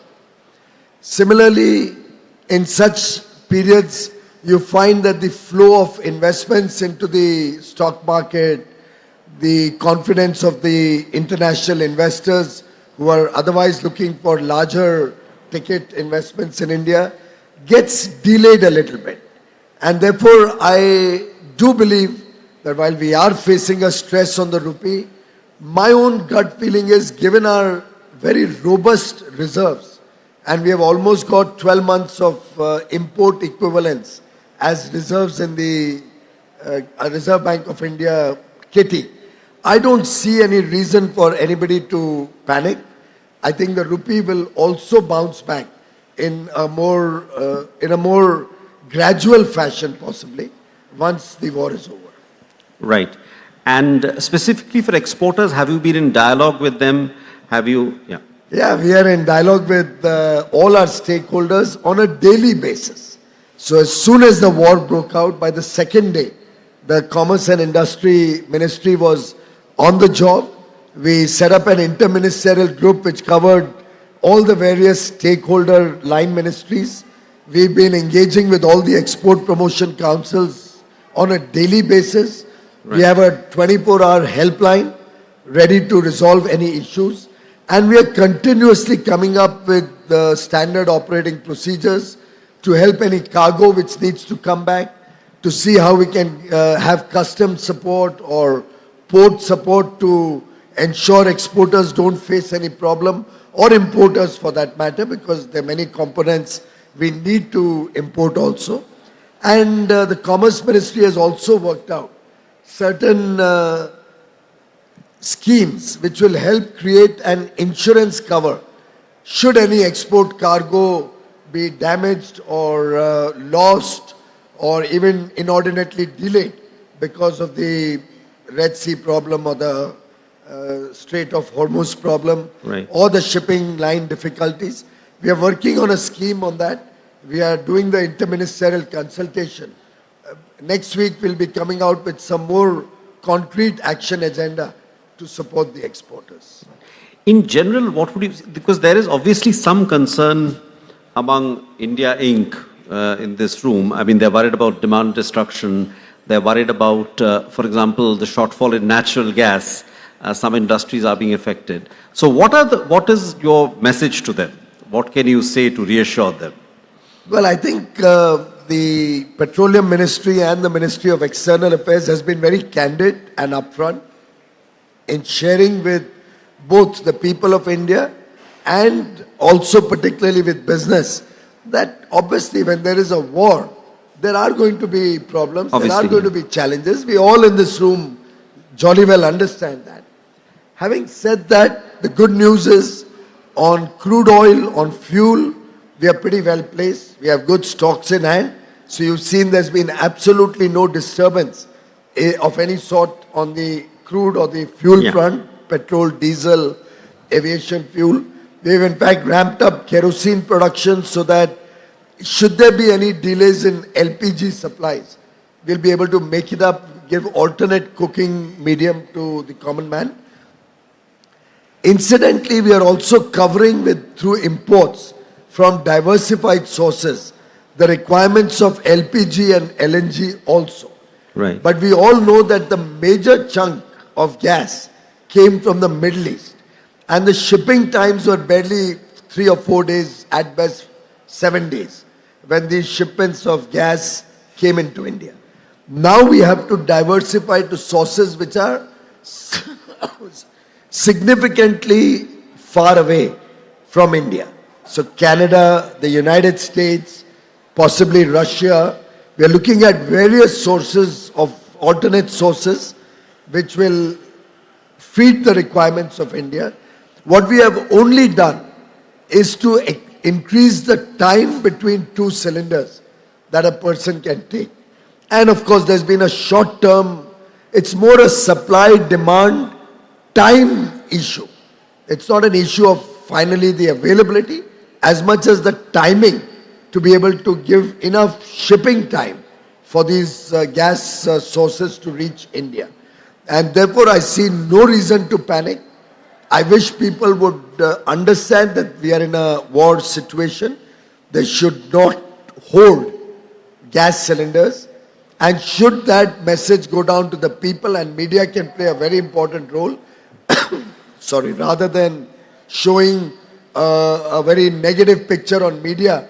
I hope all of you get together, show some nationalist spirit, of course, educate the people that there is no reason to panic, stop hoarding, and then I don't think there'll be any cause for concern. Yeah. No, that point is well taken. Just one last question. So, are there contracts we've already entered into with some of the suppliers, the US, Canada, Russia? It's a continuous process. Right. Already the people are aware that the government has been looking to diversify its sources of energy. That has been the stated goal of the government over several years. And we have accelerated that process, and many contracts have been entered into. Many has started shipping supplies from new alternatives. And my sense is, A, the war may not last very long. B, even if it should, the alternates and diversified sources should be able to meet our requirements in the very near future. Yeah. We hope you're right that the war should not last. Hopefully in a few days it should be over. But we'll see. Just one more question. We were doing an FTA with Israel. We had started talks, and also a wider FTA with the GCC countries, right? We have one with the UAE already. What is the status of those post the conflict? Of course, I'm sure all of you are aware that the 9 free trade agreements that we have entered into under the leadership of Prime Minister Modi in the last 3.5 years cover 38 prosperous and developed countries. I mean, the least of them is Mauritius, where the per capita income is below $20,000, but they are largely into tourism and financial services and don't hurt the Indian economy, they only complement us. All the other 37 have high per capita incomes, most cases $30,000, $50,000, $60,000 per capita. Some of them $90,000, $100,000 like the United States or Switzerland, or even $200,000 per capita in Liechtenstein. All of this has opened up huge avenues and have given us a global footprint where we have preferential market access for 2/3 of global trade. I think never before has India been so ambitious, so self-confident, and been willing to negotiate from a position of strength as we have in the last few years. These 38 economies will help us expand both our goods and services business, will help us attract large pools of investment and hopefully strengthen the rupee going forward very quickly, because many of these FTAs also have a committed FDI component, and large amount pools of capital for innovation, for manufacturing are expected from there. And as we speak, I have 6 new free trade agreements going on in my office. We have Israel, where we launched negotiations some time back when I had visited Israel. We have the GCC, we already have Oman and UAE. Now all the 6 GCC countries, the Gulf countries, want to have a FTA with India. We are already in dialogue with Chile, and we are already in dialogue with Peru. We are looking at Mercosur for a free trade agreement against a small PTA, preferential trade agreement, that we had in the past. There's dialogue with Mexico, which is still at the initial stages, but in the later part of this year, we hope to launch a Mexico engagement. SACU is another area, the South Africa-led union, where we are looking at possibly working to create a trading relationship. I had the Korean minister with me yesterday. We have a free trade agreement very badly negotiated by the Congress government. Which you're trying to renegotiate. And I'm in public, I mean, it's not nothing I'm saying for the first time or politicizing the issue. I think every businessman in India knows that the Japan, Korea and ASEAN, the 3 FTAs the Congress did, all 3 have hurt India. We've hardly seen any significant increase in our exports. We've only seen greater amount of imports coming from these 3 geographies. So we've already started negotiating with Korea for a more balanced and fair FTA. Yesterday also we discussed it with my counterpart. The ASEAN negotiations are at an advanced stage. Japan has still not started renegotiating, but it's very high on our agenda. So all in all, we are looking to have greater investments, greater trading opportunities, greater amount of countries with whom we can provide services, so that young India, full of aspirations, full of talent, full of skill, becomes the growth engine of the world. Okay, one last question on the Indo-US FTA. How does the US Supreme Court ruling change things? Will there be a delay? Because well, I think we had a very, very robust and good free trade agreement that we had, the first tranche of it, we had finalized with the United States. I think it was possibly on 3rd of February that we announced it. I'd like to just specify for some of you who may not be familiar with free trade agreements. A trade agreement is about getting preferential access versus your competitors. The absolute tariff does not matter. The important thing is, do you have a preferential market access compared to your competition? And I must share with you, the US agreement gave India the lowest import duty into the United States compared to all our peers, all our competitors, whether it's Indonesia, Malaysia, Vietnam, Philippines, Bangladesh, Pakistan, all the competing economies. If you go to see, we had the best rate amongst all. Apart from that, we had a number of products where we would get zero duty. So giving us a great opportunity to expand trade with the US. We had also been able to negotiate with the United States, going forward, significant access to technology, significant access to data center equipment, which would lead to huge investments coming into the country. All in all, the first tranche or the interim agreement that we were looking to finalize was very good for the economy. Of course, the Supreme Court of the US has ruled against the executive powers of the president, due to which the preferential part of our engagement has been lost. And therefore, we are in dialogue with the United States to see how they will once again give us a preferential market access, which is better than our competitors, so that we can finalize the free trade agreement. We stand by the free trade agreement. Please don't carried away by some news reports that I saw probably yesterday. That's right, yeah. From some foreign news agencies. Half the times I would actually urge you that what you read in some of these news agencies, please do not believe. Only believe what the government or the official media tells you.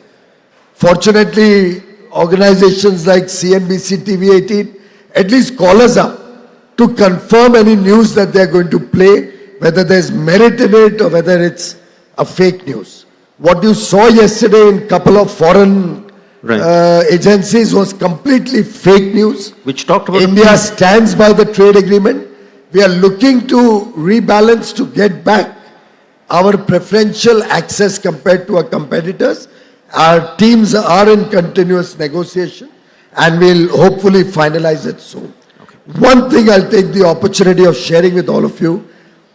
India today, when we finalize a free trade agreement, whilst we have significant offensive interests, which we are fighting to get a bigger market share or bigger pie for our businesses, for our farm produce, for our fish produce, for our MSMEs to flourish, at the same time, we protect sensitive sectors where we do not give preferential market access in India when we finalize a free trade agreement.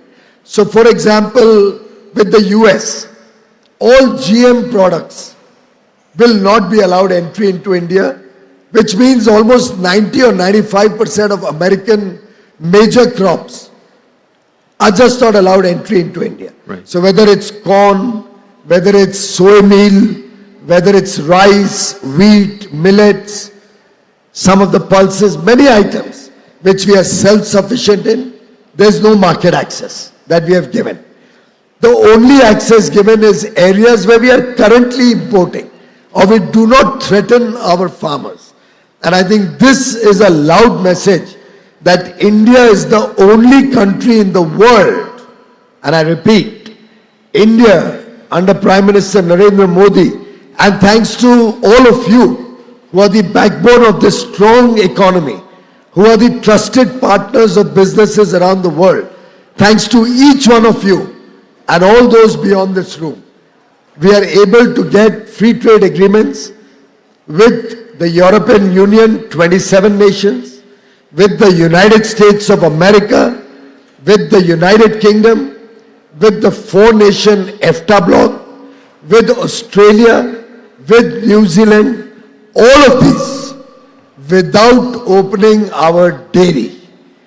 None of these countries has ever done a free trade agreement which did not have market access in dairy.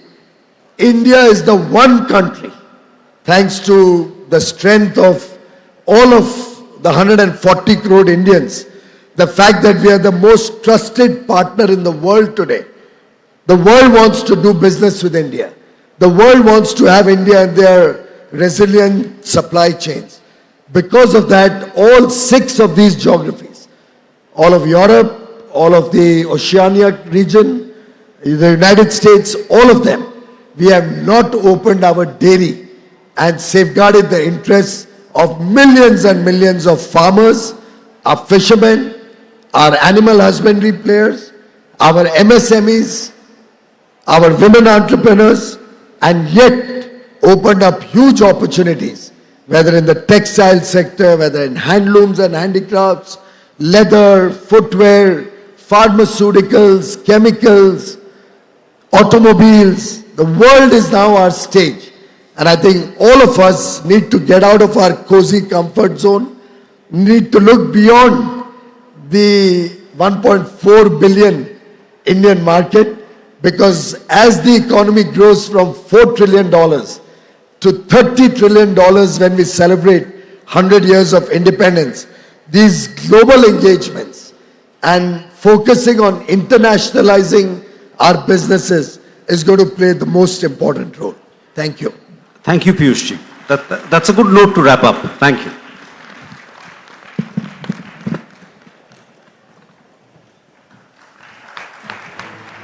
Thank you, Minister Piyush Goyal. And that was a comprehensive and I must say an optimistic picture of where India's trade story is headed. Thank you, sir, and thank you, Bodhisattva. Requesting Shireen to kindly join us back on stage.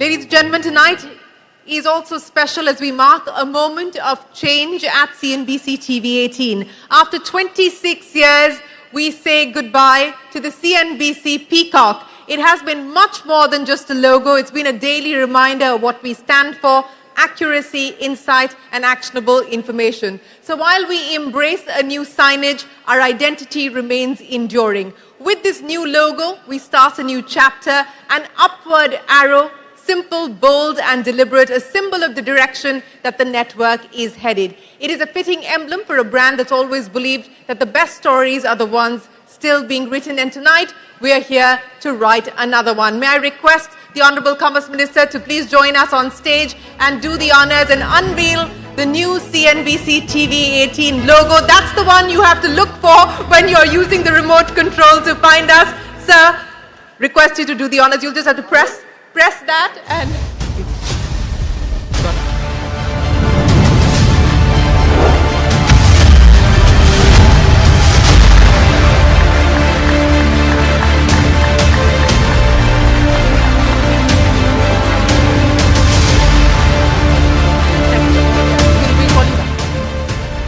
Well, that is the new logo, and that is what you need to look for when you look for CNBC TV 18 on your television screens, and of course find us online as well. Shruti and Ritu, like to have you back, please. Thank you, Shireen. Moving on, we are immensely grateful to Honorable Minister Piyush Goyal for being a part of this new leap that CNBC TV18 has taken tonight. Thank you, Shireen. Thank you, sir. Requesting sir to kindly come back on stage, please. Thank you, Honorable Minister Piyush Goyal. Now, to present the next set of awards, we invite a stalwart of the banking industry, P.D. Singh, who is the CEO of Standard Chartered India and South Asia, to join Honorable Minister Piyush Goyal on stage. Let's welcome him with a big round of applause.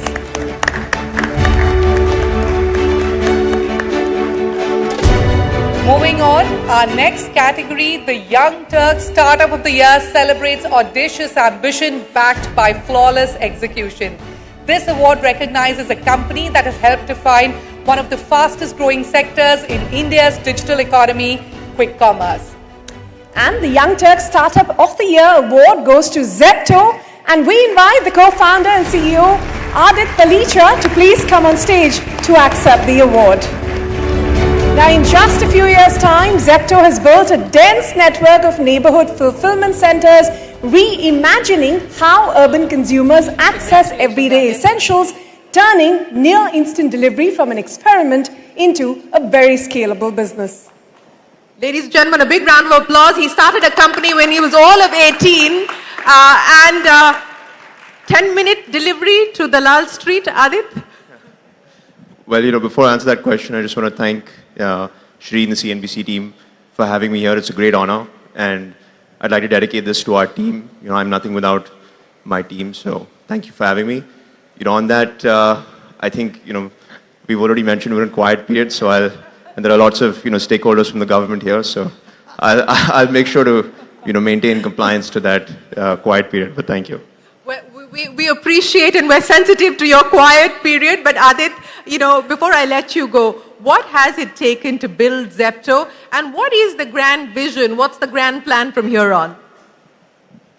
Look, I think, although from the outside our business might look, very interesting, 10-minute delivery, consumer internet, the reality is that we're actually in a paisa by paisa business. It's all about, deep cost execution, driving operating leverage within the same inputs of our supply chain, getting more and more margin leverage. So it's a, basis point by basis point execution business. So it's just about, keeping your heads down, day to day running the business, and driving the needle, a little bit here and there.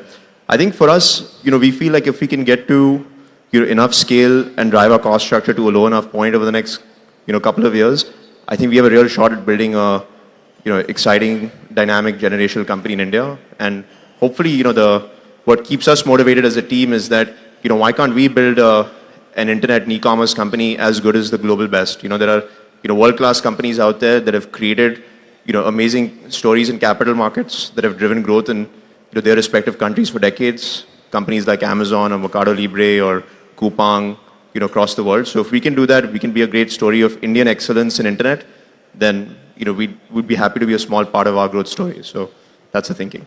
Well, we wish you the very best of luck as you take the internet story global. Before I let you go, how old are you now, Adit? I think, judging by the picture, you still use of me, I'm still 19. I'd request all the journalists here to stop using that picture. That was from a long time ago. I'm now 23, so, it's been a long time. The Young Turk Startup of the Year, all of 23, Adit Palicha and the team at Zepto. Congratulations and thanks very much for joining us. Well, Adit, at this age, the scale is truly remarkable. Many, many congratulations to the entire Zepto team. A real young Turk there. Well, some leaders don't just build companies, they build Brand India. The Outstanding Contribution to Brand India Award recognizes someone whose work has elevated India's standing in the global business community. The Outstanding Contribution to Brand India Award goes to Vivek Chand Sehgal, the chairman of Motherson Group. Please join us on stage, Mr. Sehgal. Thanks very much, and let us give a big round of applause to welcome him onto stage, our winner tonight, Mr. Sehgal.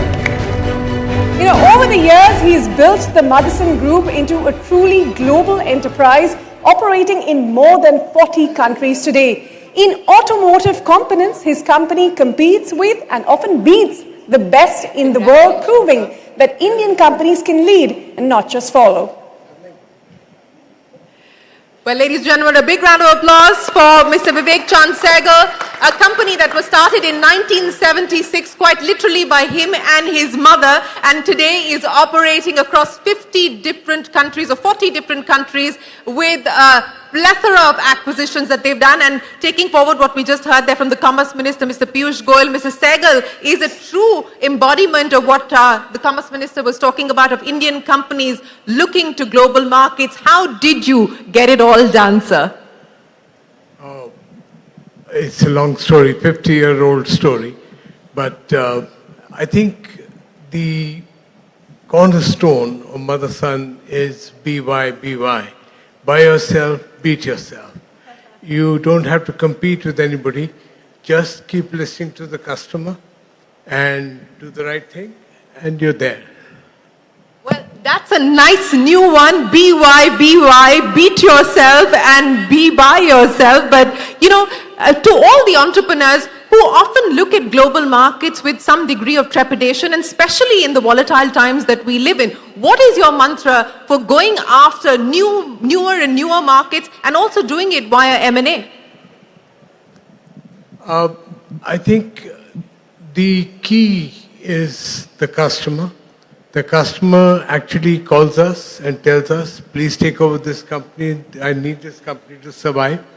There are many problems in the world, and all the disruptions actually have a lot of casualty. But the customer says, please focus and make sure that this company survives. So we've done 52 acquisitions and still counting. We just closed one day before yesterday. So why not? We are what the customer wants us to be. 52 acquisitions. Let that sink in, ladies and gentlemen. 52 acquisitions is what Motherson has done. You just told us you're a not yet company. You're already in automotive, you're in aviation, you're in electronics. What's the next not yet opportunity that you intend to focus on? I'd leave it to my customers. My customers are all here, and they tell me what to do, and we just do. Well, we'll just do it. Thank you very much, sir. Thank you so much for joining us here at the India Business Leader Awards. The team at Motherson taking Brand India Global. Big round of applause, ladies and gentlemen. Many congratulations, Mr. Vivek Chand Sehgal, on your outstanding achievement of and for putting India firmly on the global automotive map. Moving on, the Outstanding Company of the Year recognizes an organization that exemplifies excellence across every dimension. This year's winner carries a legacy of over 7 decades but remains as relevant and dynamic as ever.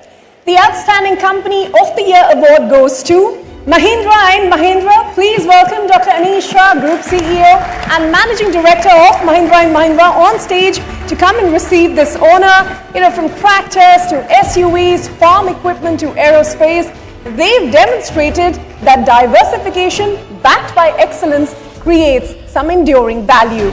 Dr. Shah and the entire Mahindra Group, members who are present here, thank you so much for joining us here on stage. I don't know if we have a big enough stage. Ladies and gentlemen, a big round of applause for Team Mahindra for joining us here at the India Business Leader Awards. Congratulations. Anish, congratulations. I'm going to let the minister give you your trophy before I speak with you. Ladies and gentlemen, a big round of applause for Team Mahindra.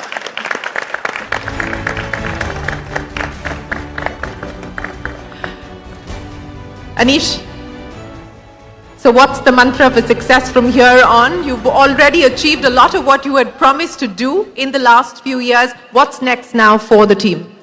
So Shireen, I want to first start by thanking the jury for this very, very prestigious award.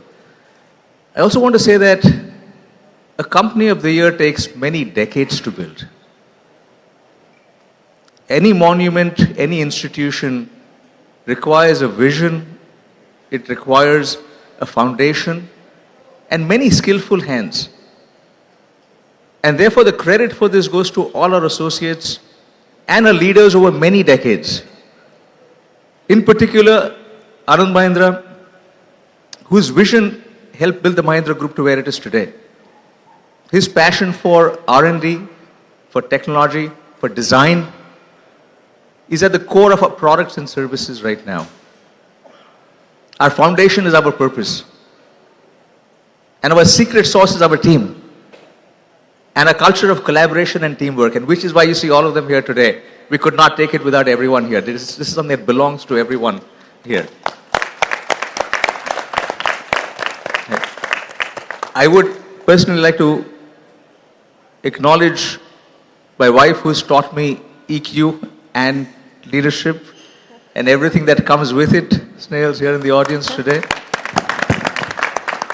And my parents, who taught me how to dream.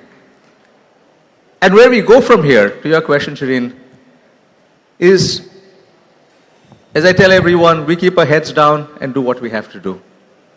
There is a lot we have to achieve. There's a big wide world out there. So with your guidance, we've done very well in many areas, and thanks to a number of FTAs you've created, we aim to take full advantage of that and have our products go to many parts of the world. We believe we have world-class products today, and that's the next step for our journey. Well, we wish you the very best of luck with your plans to go global. Again, congratulations to all of you at Team Mahindra for winning the Outstanding Company of the Year. Thank you very, very much for joining us. Ladies and gentlemen, a big round of applause for the team at Mahindra.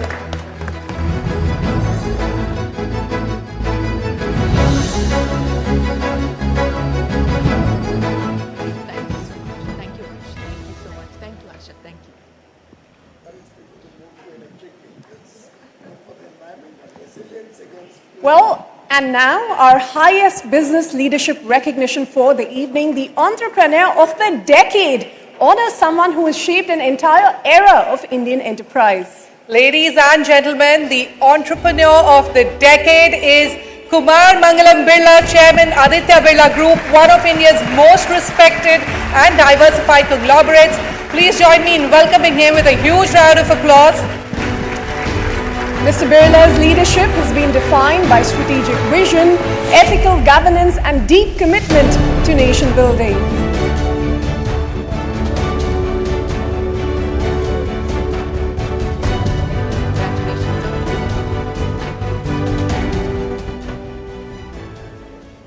The Entrepreneur of the Decade, ladies and gentlemen, Kumar Mangalam Birla. Mr. Birla, the numbers tell the story. The decade that you've steered the group through, why don't you share that with us? So before that, Shireen, I'd like to just thank the people who have really, because of who I stand here today. Firstly, I don't know how many of you know, but Piyush is a CA and he's a silver medalist. I too am a CA, but I just kind of made it. So admiration for him goes back a very long time, and it's great to receive this award from a dynamic minister and someone who's a dear friend. I want to thank CNBC. I was racking my mind. I think I got your Best Leader of the Year award about 10 years ago. CNBC clearly believes in long-term investing. Entrepreneur of the Decade, I must say, is a bit of a misnomer for us at the Aditya Birla Group.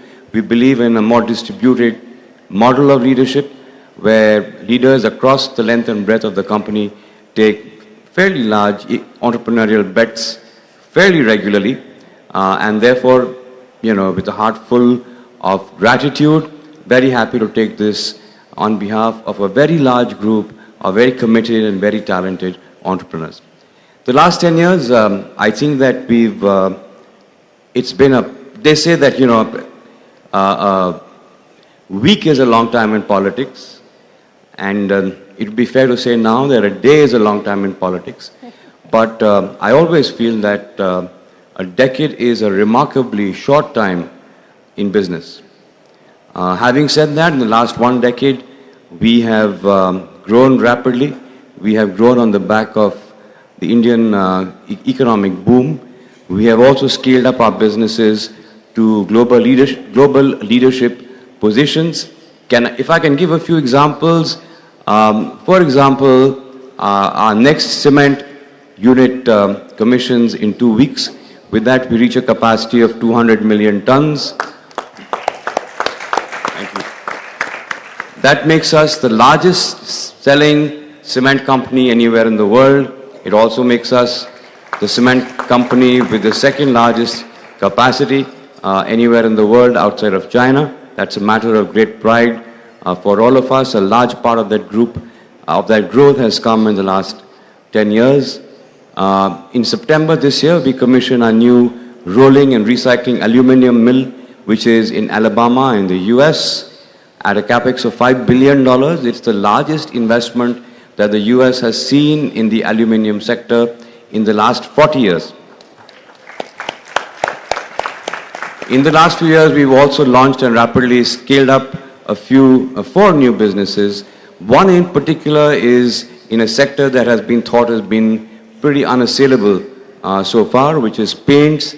And I'm very happy to share with you that at the end of the first year of operations, we are number 2 in terms of capacity and number 3 in terms of market share. In this 10 years, we've also incubated some other businesses which are pretty much in sync with global mega trends. And we see the group as a very valuable growth platform with a unique mix of scope and strength. Mr. Birla, you gave us a very quick snapshot of the decade gone by, but let me ask you about the decade ahead. And we have the next generation of the Birla Group right here with us as well. What is your message to them? What is it that you believe you would like them to take forward in terms of legacy, direction, and how different is the Birla Group going to look 10 years on? I think that's a great question, Shireen, but they're the right people to ask how different it will look. I feel very happy about the fact that they're solid human beings. They understand and respect and treasure the values of the group very deeply. I see that in the work that they do on a day-to-day basis. I think that's the core of their DNA as well. I'm sure that all of us combined are looking at new businesses that are in keeping with what's happening in the world around us. Like I said, we built a growth platform which has a unique mix of scope and of diversity of businesses. We've always been a conglomerate at a group level. So I see us investing in some businesses which maybe 5 years ago we wouldn't even have thought of getting into. Well, we look forward to hearing more from you and them on that. Let me end by asking you, Mr. Birla, something that your father said to you when he was handing over, in a sense, the reins to you, that has kind of been the compass that has helped you steer the group to where it is today. There's one thing, Shireen, that I never forget. In some context, he said to me, no shortcuts. You've got to, go through the entire 9 yards. I tell that to my kids as well, and I'm very happy that they don't believe in shortcuts. I think that's a great mantra for life. For your personal life as well as your professional life. Mr. Birla, congratulations. Ladies and gentlemen, the entrepreneur of the decade, Kumaramanglam Birla. A big round of applause. On that note, may I request all the other winners to join Mr. Birla and Mr. Goyal on stage. We're going to get all the winners back, sir, for a quick photo opportunity. May I request all the winners to please come back up on stage for a quick photo opportunity. As we close out the 21st edition of the India Business Leader Awards. Could we have all the winners up on stage, please? Keep the applause going, ladies and gentlemen. This is the grand finale. You're seeing them all on stage for one last time this year together. As we have all the winners join us here on stage, and I request each one of you to please make your way here for the photo opportunity. I'd also like to thank all of you here for being in the audience, a wonderful audience tonight. And thank you to every leader who's on stage as well. For our partners as well, the presenting partner, Standard Chartered, associate partner, Reliance Industries Limited. All of you, thank you very much for making this a wonderful evening for all of us here at CNBC TV 18, and a huge congratulations to all of the winners for tonight. May we have another round of applause? Huge round of applause, ladies and gentlemen. One last time, all our winners on stage.